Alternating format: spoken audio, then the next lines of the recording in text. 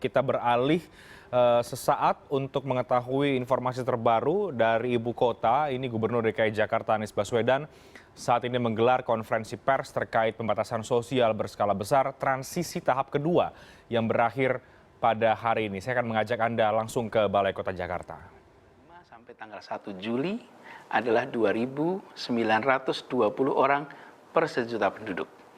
Dan tanggal 2 sampai dengan 8 Juli ada 3.194 orang per sejuta penduduk, dan di pekan terakhir ini antara tanggal 9 sampai 15 Juli ada 3.610 orang per sejuta penduduk. Jadi dengan jumlah tes yang dilakukan 3,6 kali lipat dari standar WHO, dan ini adalah tes PCR, maka kita bisa yakin bahwa data yang dihasilkan menggambarkan kondisi Jakarta yang sesungguhnya. Bila kita melakukan di bawah itu, maka data yang kita gunakan tidak bisa menjadi acuan pengambilan keputusan. Ketentuan dari WHO adalah 1.000 testing per sejuta penduduk. Dan Jakarta dengan jumlah penduduk 11 juta, maka minimal Jakarta harus dilakukan 11.000 testing. Dan kita telah mencapai angka di atas 3,6 kali lipat dari WHO karena hampir 3.600 orang yang dilakukan testing.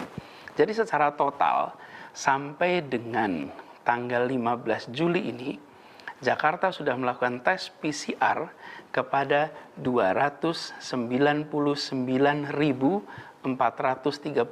orang. Saya garis bawahi, ini orang, bukan spesimen. Karena ada orang yang dilakukan tesnya 2 kali. Pada saat ditemukan positif, lalu pada saat setelah pengobatan, pada saat setelah mereka dirawat, dilakukan testing lagi. Karena itulah kita selalu menyebutnya, dan ini standar WHO, testing orang per sejuta penduduk 11.000. Bila spesimen, maka jumlah yang sudah dilakukan di Jakarta testingnya adalah 422.339 spesimen. Dan alhamdulillah jumlah testing ini juga terus meningkat karena kolaborasi dengan semua lab yang ada di Jakarta. Ini adalah sebuah gotong royong kerja kolektif dari semuanya. Namun, bila jumlah tes terus membaik, maka masalahnya adalah pada tingkat positivity rate. Sesudah jumlah tesnya itu terpenuhi, dan ini wajib, harus di atas 1.000 testing per sejuta penduduk. Berikutnya, WHO merekomendasikan positivity rate-nya idealnya di bawah 5%. Jadi, kalau kita mengatakan di bawah 5%, tetapi jumlah yang ditesnya tidak memenuhi syarat, masih di bawah 1.000 per sejuta penduduk, maka angka positivity rate-nya itu tidak memberikan makna. Makna itu hanya bisa terjadi bila jumlah tesnya terpenuhi. Nah, positivity rate itu adalah jumlah orang yang dites hasilnya positif dibagi jumlah orang yang dilakukan tes.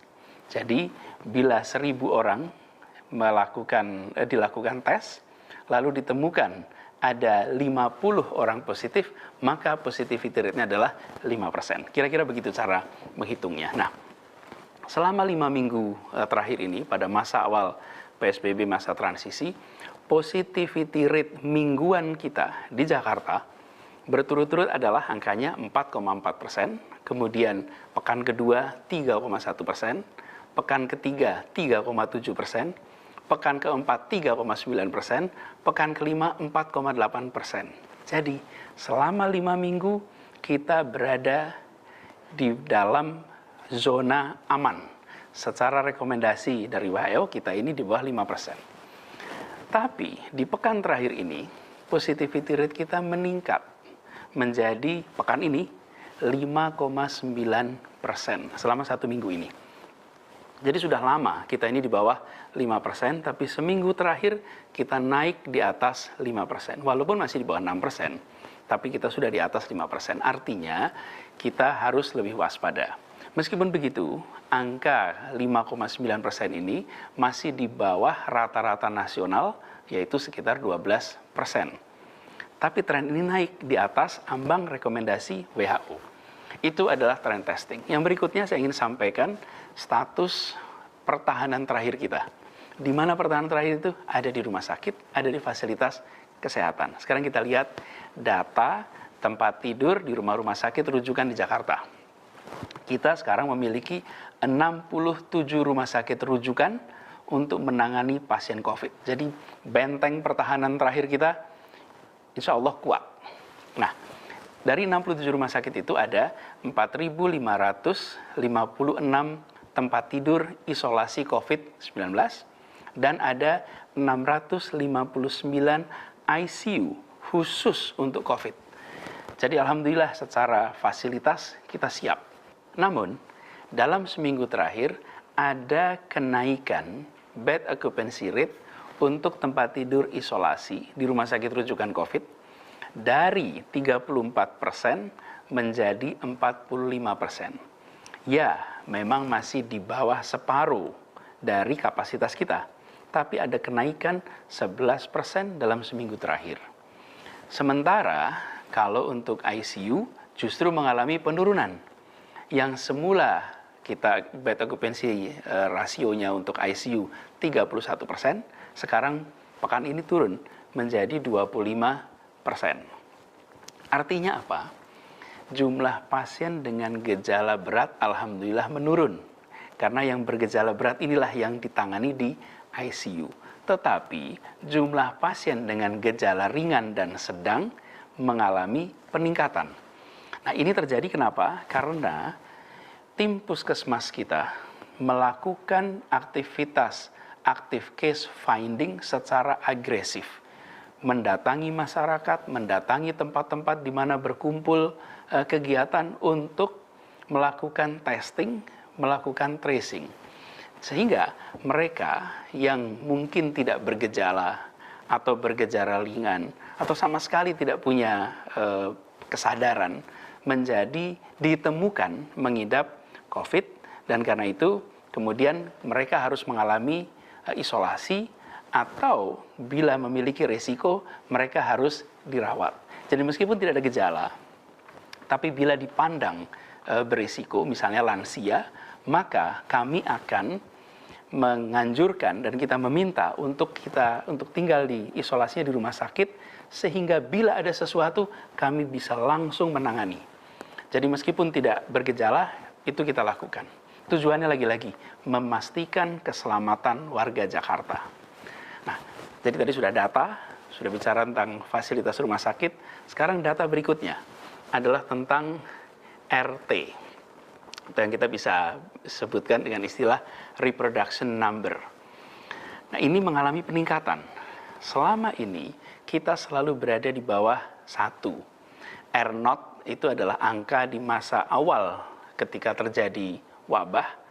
RT artinya reproduction number time, waktu ini adalah angkanya sekarang menjadi 1,15 per tanggal 12 Juli. Dan ini kemudian kalau kita bisa berikan maknanya, kalau RT-nya itu 1, artinya 1 orang positif menularkan kepada 1 orang yang lain. Sementara kalau RT-nya itu nilainya 3 atau 4 seperti pada awal wabah, artinya 1 orang menularkan kepada 4 orang. Nah, dengan angkanya berkisar antara 1, artinya wabah ini stabil. Tidak mengalami kenaikan, tapi juga tidak mengalami penurunan. Nah, kita tentu menginginkan reproduction number-nya itu turun. RT-nya dari 1 berharapnya menjadi lebih kecil. Karena itu, sekarang kita berada di atas 1,15, yang itu menandakan bahwa ada pergerakan percepatan penularan. Karena itulah kita harus ekstra waspada.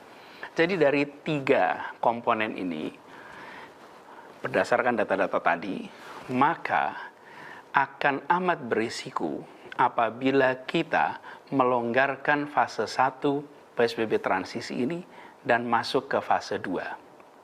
Karena itu, kami di DKI Jakarta, gugus tugas memutuskan untuk kembali memperpanjang fase 1 PSBB transisi ini sampai 2 pekan ke depan, sebelum kita bisa beralih ke fase kedua. Malah justru saat ini kita harus lebih serius dalam memastikan protokol kesehatan. Memastikan apa? Untuk dijalankan dengan ketat. Pada prinsipnya, bila tidak perlu keluar rumah, jangan pergi. Tetaplah berada di dalam rumah. Dan seluruh kegiatan beroperasi dengan setengah kapasitas. Dan harus pakai masker bila terpaksa harus berkegiatan di luar. Cuci tangan menggunakan sabun secara rutin dan menjaga jarak 1 meter dalam interaksi apapun. Dan harus diingat, ini harus dilakukan oleh semua kita. Tidak bisa hanya sebagian-sebagian. Dan ini bukan hanya tanggung jawab pemerintah, ini adalah tanggung jawab kita semua. Jangan pernah anggap enteng, jangan pernah meremehkan, jangan anggap tidak mungkin terpapar. Begitu banyak orang yang menganggap enteng, orang yang menganggap remeh, di kemudian hari menyesal, dan kita akan berhadapan dengan resiko yang terlalu besar. Dan karena itu juga, maka sebagian dari operasi-operasi yang rencananya akan dibuka, kegiatan yang akan dibuka, maka terpaksa harus kita tunda sampai waktu yang lebih aman. Misalnya, pembukaan bioskop, pembukaan tempat-tempat hiburan indoor lainnya, yang semula direncanakan akan beroperasi akhir bulan ini, maka harus kita tunda dulu izin operasinya sampai kondisi menunjukkan tren yang membaik. Dan kepada seluruh masyarakat Jakarta, saya akan ingatkan sekali lagi, jangan lengah, jangan merasa kondisi baik-baik saja, dan jangan menganggap semua orang yang di sekitar kita juga baik-baik saja. Ingat, 66% dari kasus positif baru di Jakarta dalam seminggu terakhir adalah mereka yang tidak memiliki gejala sakit, tidak memiliki keluhan, dan merekalah yang ditemukan positif. Karena itu terus disiplin, menerapkan protokol kesehatan dimanapun, kapanpun, dalam situasi apapun. Dan terus saling mengingatkan, bila ada orang di sekitar kita yang tidak menjalani protokol kesehatan dengan baik, maka tegur. Mungkin saja kita ini merasa lelah, mungkin saja kita merasa bosan. Tapi masalahnya kita ini berhadapan dengan virus yang tidak pernah lelah. Maka kita pun harus terus tetap semangat, saling menyemangati, saling menjaga untuk menjalani PSBB masa transisi ini. Kita harus selalu memastikan, ingat, ikuti nasihat para ahli kesehatan. Mereka sangat memahami dan mereka bicara untuk keselamatan kita semua. Demikian yang bisa saya sampaikan terkait dengan kondisi COVID di Jakarta. Mari kita ikhtiarkan untuk terus disiplin sambil kita berdoa kepada Allah SWT agar segera mengangkat cobaan ini, segera mengangkat wabah ini, dan insya Allah bersama-sama kita akan mampu melewati masa pandemi ini. Semoga Allah Subhanahu wa Ta'ala memberkahi kota Jakarta dan melindungi kita semua. Terima kasih. Assalamualaikum warahmatullahi wabarakatuh. Demikian tadi pernyataan dari Gubernur DKI Jakarta Anies Baswedan yang kembali menegaskan bahwa PSBB transisi diperpanjang sampai dengan tanggal 30 Juli. Ini dikarenakan positivity rate yang masih cukup tinggi di Jakarta atau meningkat menjadi di angka 5,5% pada pekan ini, dan juga beresiko jika kemudian melonggarkan PSBB yang sudah ada, dan seluruh kegiatan akan beroperasi secara separuh kapasitas, dan kegiatan ataupun tempat yang sebelumnya sempat akan rencana dibuka akhir bulan ini kembali dibatalkan seperti bioskop misalnya. Dan tadi Gubernur Anies kembali mengingatkan warga Jakarta bahwa 66% kasus baru di ibu kota seminggu terakhir merupakan orang tanpa gejala. Untuk itu harus ataupun wajib menjalankan protokol kesehatan.